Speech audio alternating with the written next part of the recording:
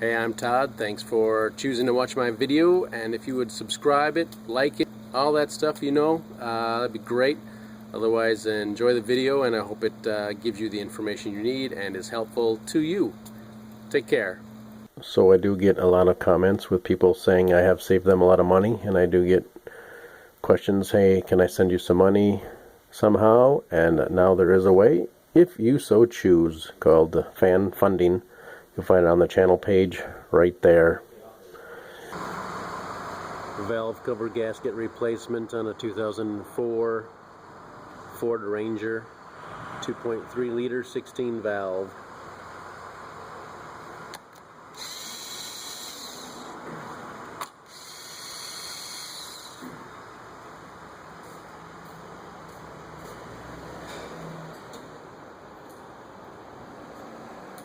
Millimeter for the little cover.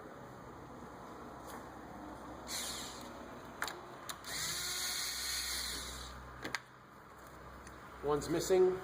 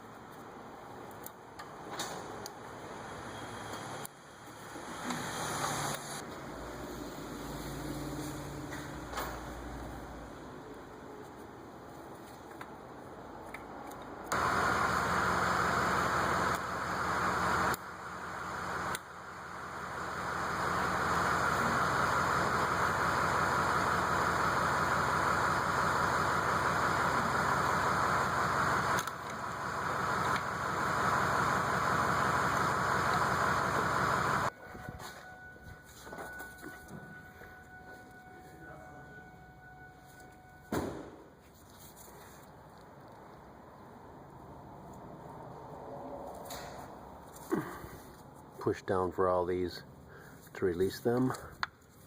Push down on the white to release this.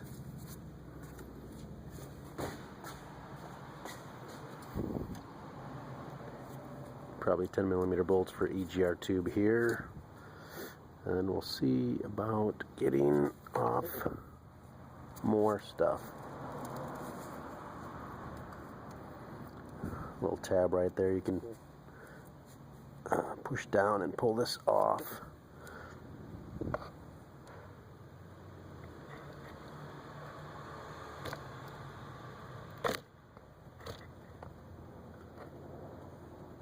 See the 10mm bolts for the intake, at least one right down there, one right there.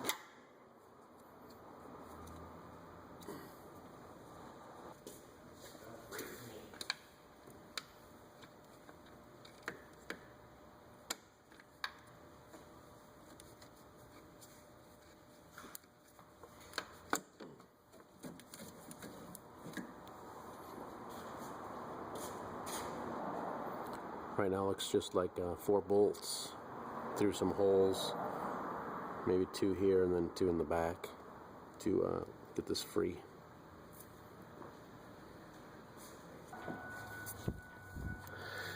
Taking this line off here because it actually goes through the hole that I want to access that 10mm bolt. So trying to separate this somehow. Pushing and pulling is not quite working as I hoped. So I just pulled it off the end here, and I've pulled it in a little ways. Just pull it back through when we're done, but I get through here and probably get 2 10mm bolts.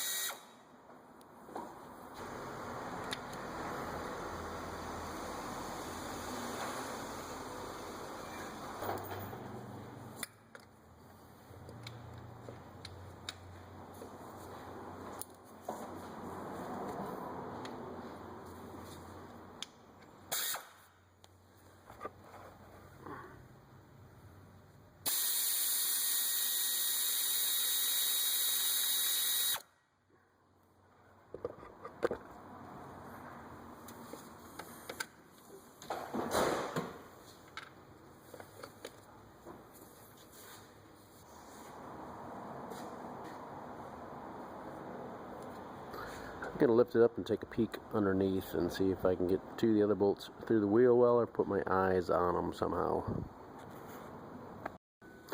There is usually a plastic shield or fiber shield of some kind. This is just half of it. The other piece is missing.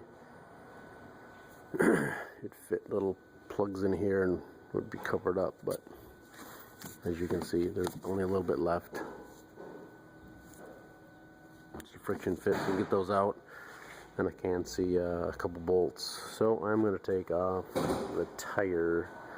5 19mm lug nuts, left to loosen, right to tighten. Take the tire off, give me some access.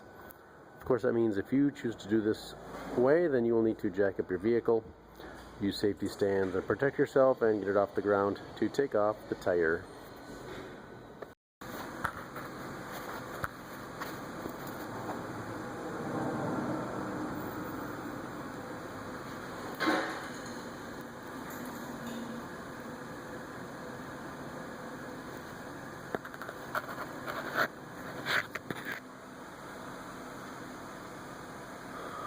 So there's 3 bolts on the bottom, and you can see them through here. Can't get them on camera as well. I tried. So again, how about an extension or 2 and a ratchet and a 10mm socket and a swivel, and that'll probably get those bolts off. Through here is my guess would be easiest. So it does look like possibly the power steering has to move to get the intake off. So it looks like 10mm bolts here, 3/8 ratchet down in the tensioner square hole to loosen up the belt.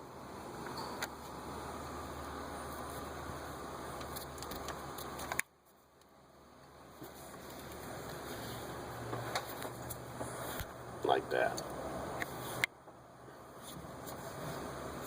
We'll get the belt off and get the power steering off. Again, probably 3 10mm bolts.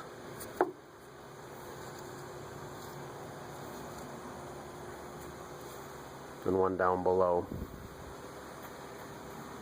Alright, this is the bracket around the power steering pump, and we did not have to take off the serpentine belt because the power steering pump is still bolted on, maybe by one more bolt or something, but it's still there. So we got this bracket off. We can get to that last bolt that was kind of tucked next to it, though.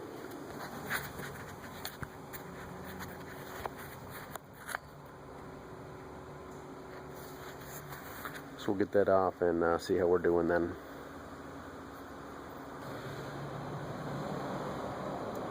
Should take all these connectors off as well, vacuum connectors.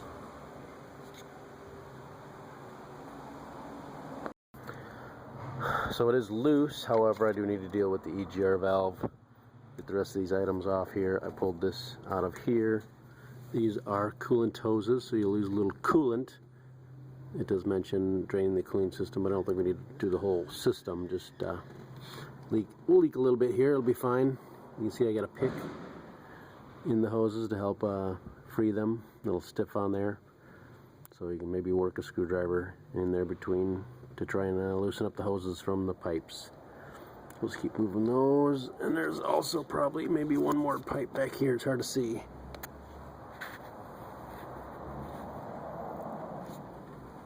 I'm gonna find the other end of the EGR tube probably somehow. It's an 8mm bracket back there for the EGR valve taken off.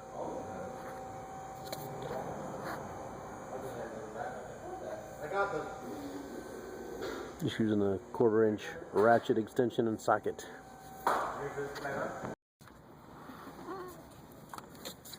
Gonna try and get the wiring harness out of here too, back there, and then this hose right here. I've been using just a needle nose pliers for all these hoses so far, so that's what I'm going to try and do as well.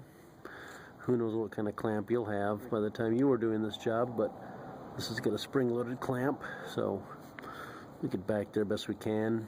And sometimes I can hook them with a screwdriver and actually turn them and lift it, so we get the two tangs in a spot that's good to grab onto. But we'll get this hose off next.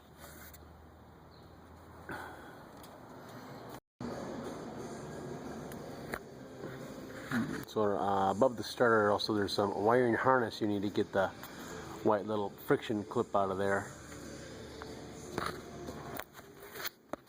Yeah, I'm enjoying all the dust and dirt falling in my eyes this morning.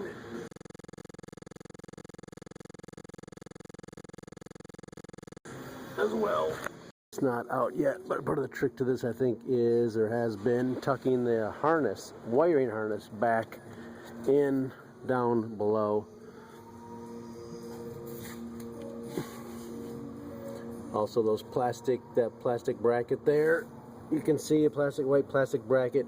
Pull all the hoses out of that white bracket and move them aside. So here I am still wrestling to get it out though.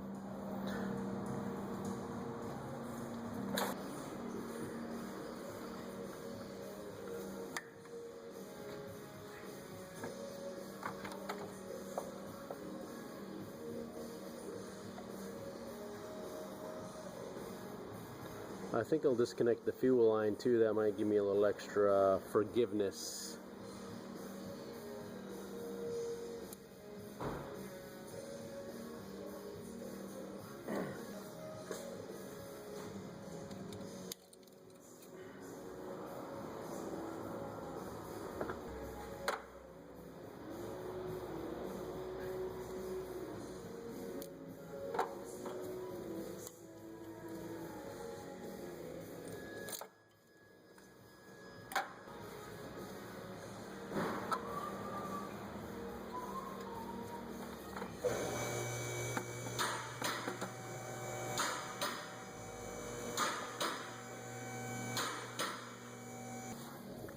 So it was the last thing I didn't see and then didn't get is this. It was caught on this, so I got that out, and as you see, it came out. So got this, that one down there, this here, that here, and then just be tucking this wiring down here to help you get that out. So intake manifold is removed, and if you're doing a valve cover gasket, you can move on to that. 8mm bolts. Of course, the spark plug wires too need to come out, oil soaked. So a bunch of 8mm bolts. Got to the valve cover, then I just got to take this harness out here. Got a connector here, I think it's already undone. This kind of fits down and sits on here.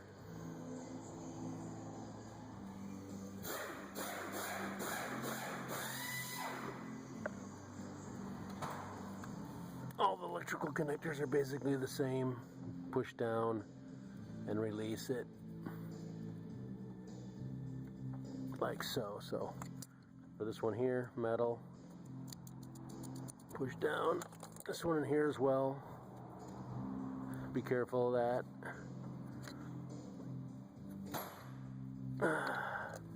And then it's 8mm bolts, and I'll probably use 1/4" ratchet and an 8mm and maybe a swivel for some of the ones in the back.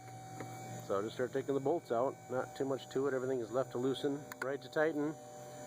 Can remember where the ones with studs are, so you can put them in the back in the right spot.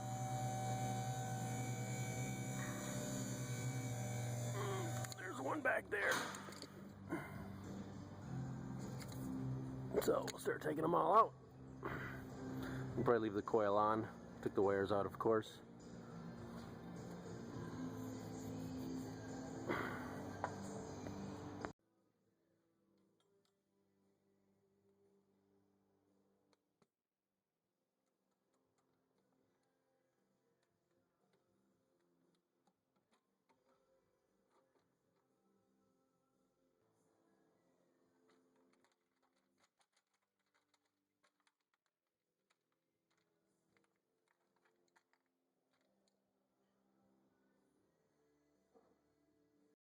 We'll just be pulling the old gaskets out and installing new ones. That's really all there's to it. They're rubbery and they should come out really with no problem. So just pull them out like so. Also, there's going to be this one around here. You pull this one out and clean it up as best you can and put the new gasket in place and reinstall it. 89 inch-pounds is the torque for those, so it's alright if you don't have one. You just probably snug them down with a 1/4" ratchet and socket. There's a metal insert in there, so you can't really over tighten it, the plastic, so just snug it down tight with your 1/4" ratchet and socket, and that'll probably be just fine. Here's the gaskets. You can just pull them out and replace them as needed for whatever you're doing while you're taking the intake off. Maybe you're just doing the valve cover like myself. So, but we'll get some new gaskets anyway and put it back together. Little overview of the intake before you put it on.